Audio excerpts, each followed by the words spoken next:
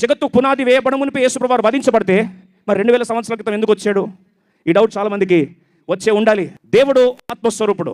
ఆత్మస్వరూపుడైన దేవుడు రక్తము చిందించాలి అంటే అసాధ్యం. ఎందుకు తెలుసా? ఆత్మకు రక్తం ఉండదు. రక్తము చిందించాలంటే శరీర రూపంలో రావాలి. ఎందుకంటే శరీరంలో 3 ఉన్నాయి. అంటే ఎముకలు ఉంటాయి, బ్లడ్ అండ్ ఫ్లెష్. అసలు ఆత్మస్వరూపుడు ఎందుకు శరీరం రావాల్సిన అవసరం ఉంది అంటే, భూమిని దేవుడు నిర్మించినప్పుడు భూమిని ఏలుకొమ్మని అధికారం ఎవరికి ఇచ్చాడు? మనిషికి ఇచ్చాడు. ఈ భూమిని అంతా ఏం చేయాలి? ఏలుకో అని చెప్పాడు. అయితే సాతాను చూసి అవలో పాపం ప్రవేశింపజేసినప్పుడు మనిషి ఈ భూమి మీద అధికారం ఏం చేశాడు? కోల్పోయాడు. అప్పుడు ఈ అధికారం ఎవరి చేతికి వెళ్ళింది తెలుసా? సాతాను చేతికి వెళ్ళింది. ఇప్పుడు దేవుడు ఈ లోకానికి రావాలి అంటే ఆత్మ శరీరము లేకుండా తిరగడానికి వీలు లేదు. ఆత్మ లోకంలో తిరగాలంటే ఏం కావాలండి? శరీరం కావాలి. మీరు సాతాను డైరెక్ట్గా ఆత్మ రూపంలో రాలే అవ్వ దగ్గరికి. ఏ రూపం తీసుకొని వచ్చింది? పాము రూపంలో, సర్పం రూపంలో వచ్చింది.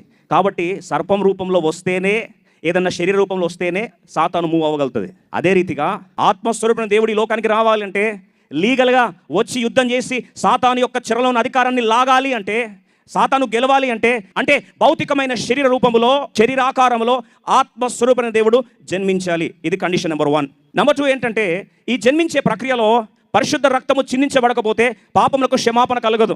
మరి పాపానికి క్షమాపణ కలగాలి అంటే, పవిత్రమైన రక్తం చిందించబడాలంటే స్త్రీ పురుషుల కలయితో జన్మిస్తే ఆయన కూడా పాపి అవుతాడు.